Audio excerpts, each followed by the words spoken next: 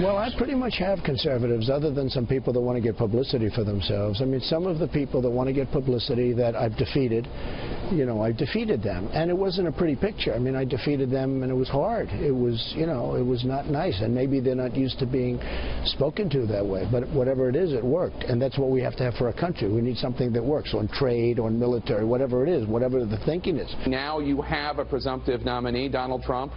Will you support him? I'm just not ready to do that at this point. I'm not there right now. And I hope to, though, and I want to. But I think what is required is that we unify this party. And I think the bulk of the burden on unifying the party will have to come from our presumptive nominee. Well, that's the House Speaker reacting, as you heard, to that question.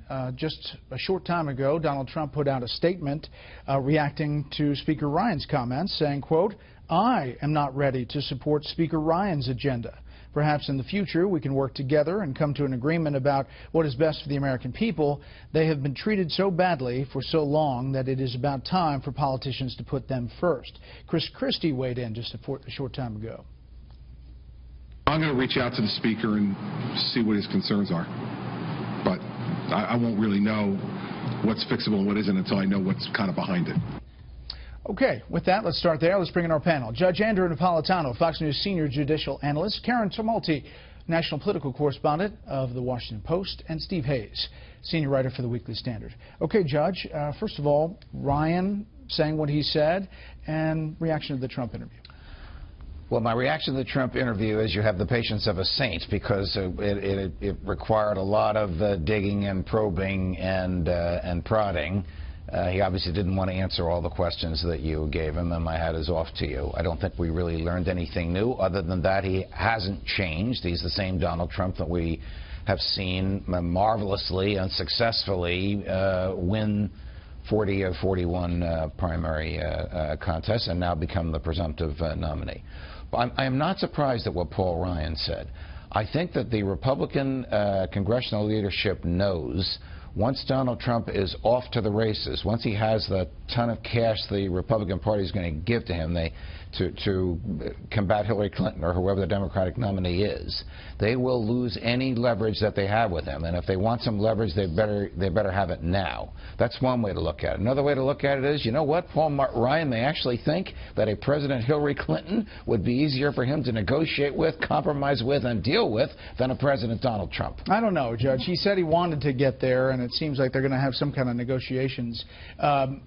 Karen, Darrell Issa just out moments ago saying he will endorse Donald Trump, former chairman of Oversight and Government Reform. Your thoughts? Well, I think all of this goes to a very big existential question that the Republican Party is facing with Donald Trump as its standard bearer, which is, what does it mean to be a Republican? In this case, their nominee is against what most people would consider to be conservative principles on, you know, military interventionism, trade, entitlements, and, you know, I think that what Paul Ryan is trying to do is reassert the prerogatives of Congress, which now has its biggest Republican majority since 1928, as sort of the institution that defines what a Republican is. Steve. Well, look, I think Ryan was trying to do a couple of different things. One, I think he was trying to give cover to House Republicans who aren't comfortable supporting Donald Trump. I mean, there has been sort of a rush to endorse Donald Trump, but a lot of House Republicans, particularly conservatives, don't want to endorse Donald Trump. Paul Ryan sent a signal today saying that's okay. I think the other thing here is philosophical and ideological. Paul Ryan, remember, took on the Republican establishment in 2010 so that he could introduce entitlement reform, believes that entitlements are driving our debt. We have to reform entitlements or the country's going to face a debt crisis.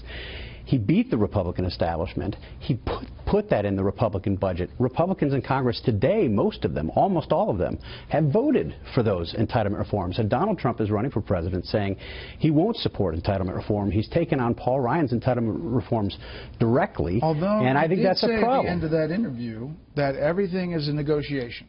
Essentially that he He has firm beliefs, but he is going to negotiate because he wants to do it through Congress and not through executive. Well, look, I mean, it's fair to say that we don't know what Donald Trump would do if he were president, really on any issue. But he has repeatedly said back in 2012, campaigning again in the debates, that he opposes Paul Ryan-style entitlement reform. And Chris Christie, it's unclear to me why he has these questions. I mean, why this is so strange to him. Chris Christie ran for president, and his main issue was entitlement reform. Said it was the most important single thing. And then he went out after he dropped out and he endorsed a candidate who opposes entitlement reform. Now, the reason that Paul Ryan has concerns that might come as news to Chris Christie is because Paul Ryan has principles. He actually meant it when he said he wanted to reform entitlements. But Judge, to Steve's point, we don't know 100% on a lot of different issues how President Trump, if he's elected, would dig in or negotiate or deal with Republicans. I think you're right. The only thing we know for sure is that everything is negotiable. We know that because we listened to him. We have seen him change his opinion. He changed his mind on abortion 5 times in 3 hours. He went from one extreme, the woman should go to jail, to the other extreme, maybe we should be a pro-choice party. He said that all in one day. And we know from his books and from his personal behavior, he is willing and prepared to negotiate almost everything. And it may be literally everything. But, Karen, he's striking a chord. He's the presumptive nominee, and he's winning.